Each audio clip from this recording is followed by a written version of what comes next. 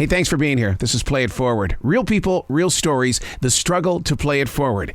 Episode number 529 is with author Andrew Morton, the creator of The Queen, Her Life. I'm doing good, thanks. I had a good night's sleep, so full of vim and vigor. That's always the most important thing. Now, as a creative mind, let me just take it there for a moment. Do you still have those moments where you wake up at 2, 3 o'clock in the morning and say, yeah, the book is here. I'm ready to rock.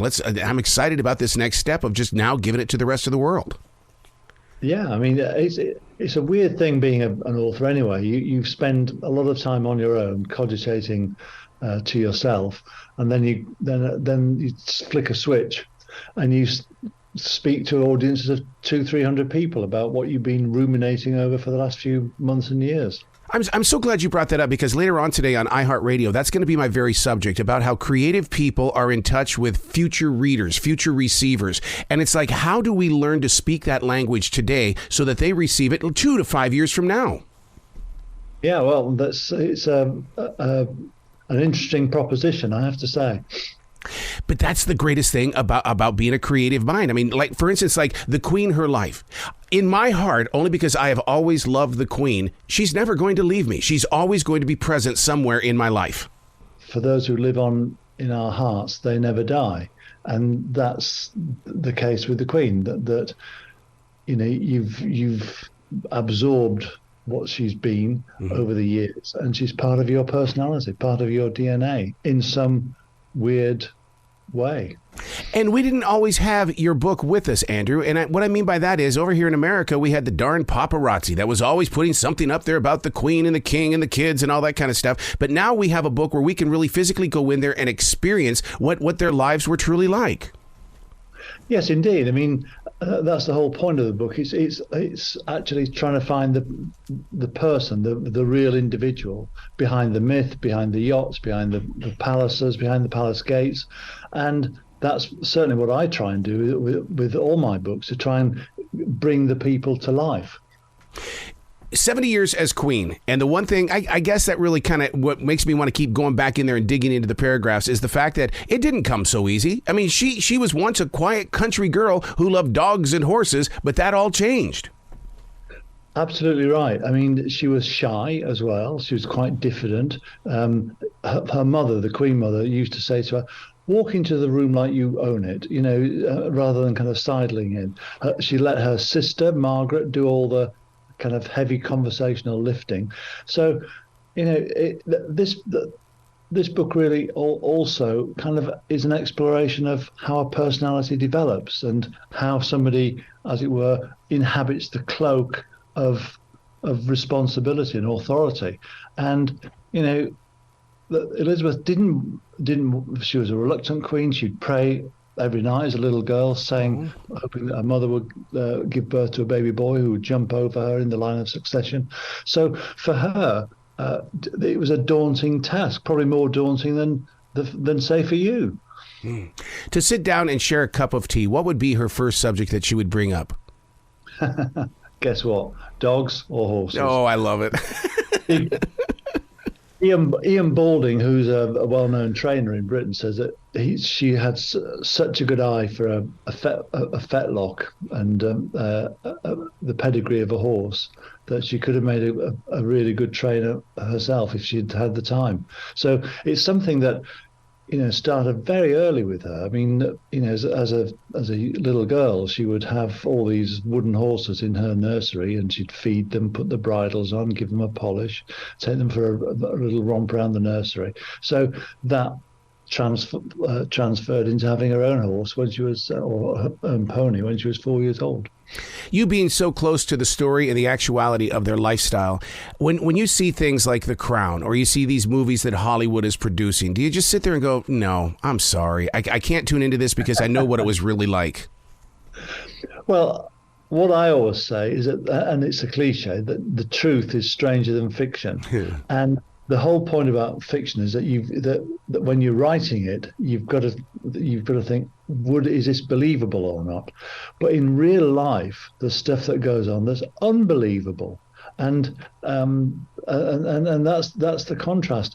And it always makes me smile when I go to these premieres of films about, say, Diana or as you say, The Crown, and you watch it, and people are laughing at some of the dialogue, and you think to yourself, and I remember this vividly, and you think to yourself, that's all true. I remember Diana saying that to me. Oh my God.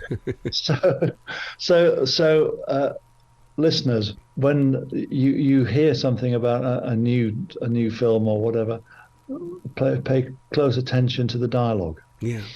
I've always thought that subliminally the Queen was always helping out the other women leaders around the world in the way that, she had to face some real hardcore things, such as men that weren't always faithful. And I always believed in my heart that Hillary Clinton reached out to her somehow, some way to talk about what she was going to go through being the First Lady of the United States. Well, I'm surprised at that. I mean, the Queen was always very discreet. Really? Particularly politically. But I think your point is well made about the early days of the Queen, where she was, one of the very rare individuals who was an executive, a female executive in a very male Mad Men world of sexism and all the rest of it. And you see that in the fact that nobody in the government or in the royal household gave a thought to the fact that just a few months after the coronation, she had to go on a 6-month tour around Australia and New Zealand, and leave her children behind. So, and she accepted this herself because she didn't want to seem to be weak. And I think she had quite a tough passage in those early years, and then Charles would later write saying that she was quite a cool mother, quite distant. Well, I think she and by the way, her Charles's siblings, Anne, Edward, and Andrew, all told him that they totally disagreed with that. But nonetheless, it doesn't take away from the fact that she had a really tough start, and all this leaning in and assistance for female directors and CEOs that takes place today. This kind of group help wasn't around in 1953. How did she stay so strong? I'm a daily writer. I journal. I defrag. I do everything in order to keep the inner core going when I face challenges. But I have not faced what the Queen Elizabeth has faced in her life. How did she stay? I mean, I realize she had her religion, but there was more than that, wasn't there? Well, that's a very good point. There was the religion, and it sustained her. She was a straightforward Christian. She liked a good sermon, a good sing song. In fact, Diana used to say to me, "She's singing hymns at the end of a meal." But how did she stay strong? She used to do breathing exercises. The same woman who helped her give when she gave birth to Edward was called in from time to time. She might have the occasional martini, a little bit more than she would normally have, but she was not immune from this kind of stuff. I mean, there's a passage in the book with all these illicit tape recordings of Diana and Charles and Camilla and Fergie, and the Queen was just kind of literally pulling her hair out, saying, "When is this going to end? What are people trying to do to this family?" Because the kind of the negativity, you didn't know where it was coming from. So she has been underwater, and quite famously in 1992, when she said, "This year has been my annus horribilis, my horrible year," and 3 of her children separated or divorced, and Windsor Castle burnt down. It was just a terrible year for her. It just everything you're saying is like a vision back into the history and things like that of what we've gone through as well. It's almost like we watched the Queen of England grow up. Yeah, that's a very good. I mean, the Queen was not static. And that is, I think, is the point I'd like to make through the book, is that she changed. She changed as a person, so Yes. that by the end of her reign, she was so relaxed and and really enjoying the job, actually, and jumping out of helicopters during the Olympics, having marmalade sandwiches with Paddington. It was, she showed a far more relaxed side than certainly in the early days, where she would say, I'll do it as my father did it. And then his father did it, her father did it as George V did it. So it was all very conservative, very constrained. And as she grew into the cloak of the job, as it were, she became more relaxed and more her own person. I got to tell you what, Andrew, during the lockdown, the COVID lockdown, when she shared that message, I trusted her. I loved her. I embraced her. And I felt like she was the only one that was speaking the living truth to me when she sat there so calm and so peaceful and spoke to the people. I couldn't agree with you more. That message, the "We'll meet again" message, where she spoke using the words, the famous Vera Lynn wartime song. I mean, it still chokes me up today, because people were watching it fearful of their lives. Yep. Only the Queen could have delivered that message, because she'd lived through the war. She'd lived through the privations of the post-war. She'd had a full and difficult life herself, and so people respected what she had to say. And I think more than half the country watched it on television and gained a lot of succor from it. For me, it was one of the crowning moments of her reign. Did she have a great relationship with her prime ministers and things? Because, first of all, I'm a big Margaret Thatcher fan. I'm not from England, and I don't understand why some did like her, some didn't. But I did like her, and I was hoping that the Queen of England did as well. Thatcher's biographer says that Thatcher was way too deferential and could never really quite get to even though they was the same age, never quite got to the pitch of what the Queen was about. And when, for example, there's that wonderful true scene, by the way, in The Crown, where she goes out walking at Balmoral, rather than wearing hiking boots, she's wearing black patent leather heels, and so she was not by no means a country person. I would say actually that Mrs. Thatcher was one of the prime ministers that the Queen got on least well with. But having said that, they both respected one another. The prime minister who obviously moulded her going forwards into her royal career was Winston Churchill. Yes. And their first meeting was daunting for her. I mean, here was this man who had a relationship with her father, war hero, Nobel Prize winner, international statesman, and here's this 25-year-old girl. And even Churchill was daunted by it. He just didn't think she would be up to the job. But eventually they had a really genuine, affectionate relationship, where the audiences would last for about an hour and a half, when they'd be talking about horse racing typically. But one of the points I make in the book is that it wasn't all wine and roses, because Churchill didn't particularly like or have respect for Philip. And he was protective of Elizabeth, but rather dismissive of Philip. And there were several conflicts in those early years that Churchill won, and I'm sure that put something of a strain on the marriage of Elizabeth and Philip as well. What did King Charles learn from his moments of not his mother, but the Queen? The Queen, because when she's the Queen, I mean, was she still the same person as the mom? Well, no, of course not. She once she's got the crown on and all the finery, she is, as you've mentioned, she is the Queen. She's not down on her knees playing with wooden bricks. And Charles will have learned that, and he learnt it. He learnt what it's like to be a king or a queen gradually. And I think he once said, You don't wake up one morning when the milk bottles have been delivered and think, "Whoopee, I'm going to be king."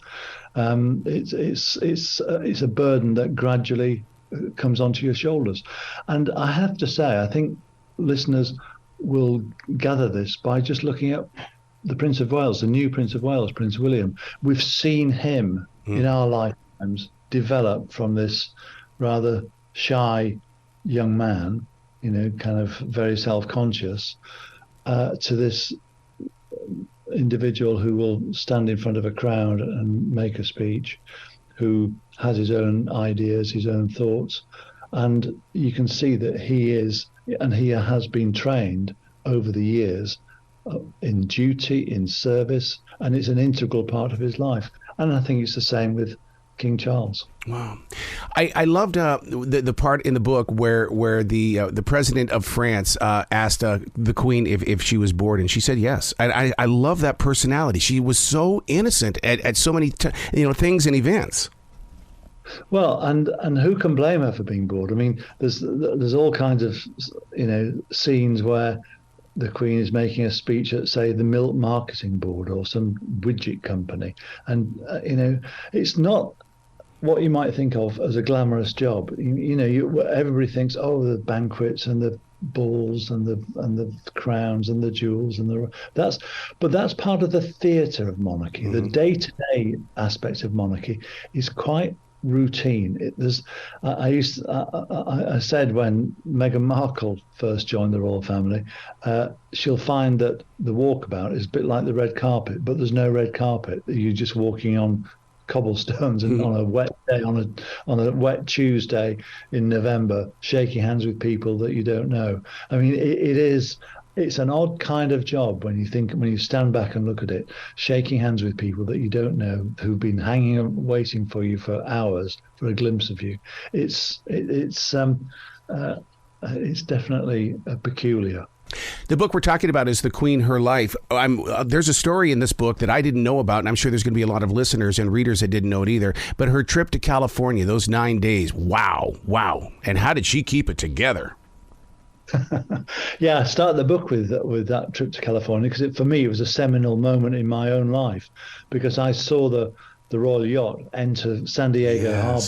Yes. And anybody who's seen the Royal Yacht, I mean, it's a beautiful piece of engineering. Well, not necessarily engineering, but just it's lovely lines and lovely shape and colours and things. And it's kind of reminds you of Edwardian splendour almost. And it was surrounded by yachts and skiffs and canoes and motorboats. And I thought, I'd love to read about it. Anyway, I went on board the yacht. There was a cocktail party, met the Queen for the first time. But it was the yacht that I was more interested in, ironically, than the Queen. And I ended up writing my first book about it. So I have the Queen to thank for setting me on my literary career. And that trip up the coast of California was, if it was a Broadway show, it'd be called the visit that went wrong, because everything that could go wrong went wrong. There were tornadoes, there were floods, there were the rock falls. The Reagans had to cancel a meeting at their place in the hills. They ended up staying in a hotel, the Westin, I think, in San Francisco, because they couldn't get the Royal Yacht up there because the weather was so bad. IRA demonstrators got through security and shouted at the Queen's face. Frank Sinatra sang. Oh, it was a roller coaster. I loved every minute of it, and actually that's the point. So did the Queen, because the Queen loved it when things went wrong. And in the exchange of letters between Reagan and the Queen, Reagan, profusely apologizes for the weather, and the Queen says not a bit of it. It was great fun, and it's just one of those things about the Queen, and to a degree Prince Philip. When things go wrong, they absolutely love it.